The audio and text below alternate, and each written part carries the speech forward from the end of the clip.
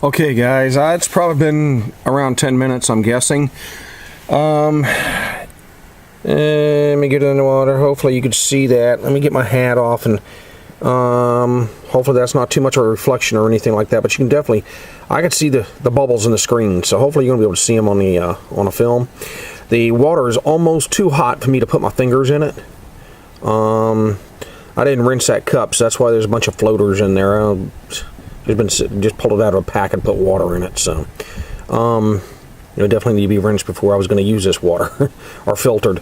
But anyway, you can see the bubbles down there, and like I say, the water is almost too hot for me to put my fingers in it. So the wind is blowing the flame around some, but for the most part, it's staying right there at the base of the cup.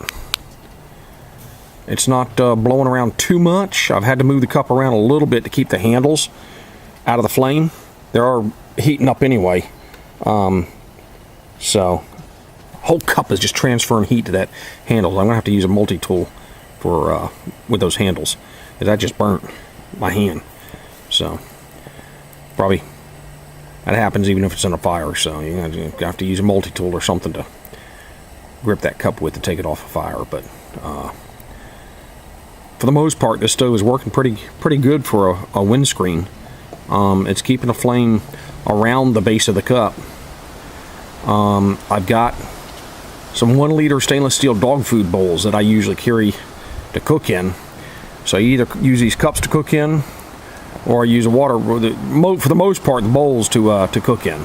But I have used these cups on a couple of occasions to cook in, and for the most part, it's dog food bowls. So they're cheap, inexpensive, don't cost a fortune, and they're not that dreaded aluminum. I hate cooking in aluminum. Any kind of aluminum. Even in the kitchen at home, I hate aluminum. Oh, I don't care what they say about aluminum. I don't care what you cook in aluminum or what kind of coating aluminum it's got. It's gonna stick. And cleanup is a royal pain in the butt. So, most of your camping stuff, your hiking, backpacking, ultralight stuff is all aluminum. And I hate aluminum to cook in. So, but I don't know.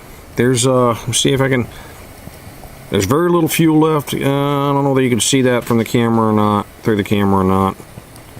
There's very little fuel left, so I'm starting to get some steam off of the surface of the cup.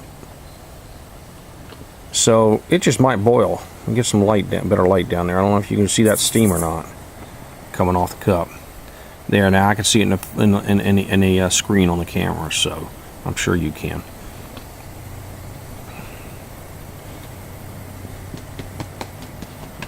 So it looks like by the time it's out of fuel, it's filled it up about a quarter way. It just might boil this water. It just might.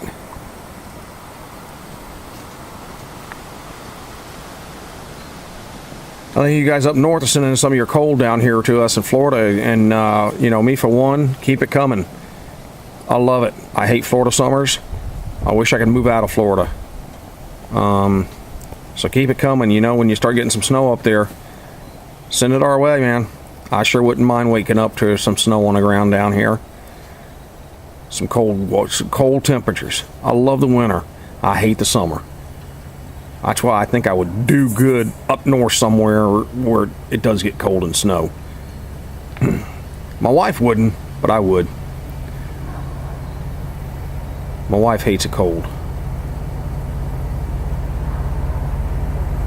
She thinks it's freezing out here right now, and there's no snow on the ground, there's no icicles anywhere or anything like that, so, it's not, here comes a train, so it's not,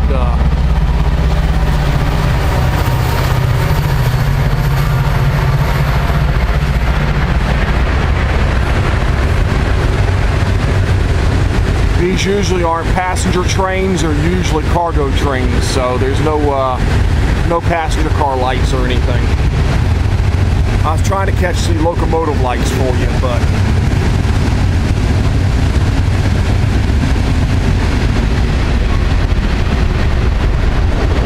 still steaming.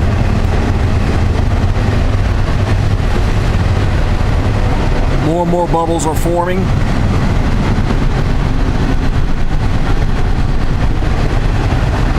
Turn the light out for a minute. This is almost as good as watching a campfire.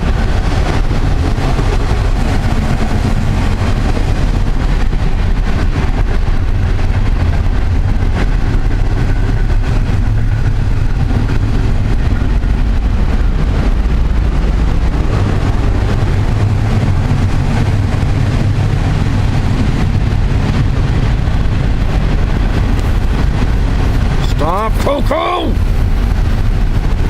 My dog bumping the table around, trying to get me to pet her.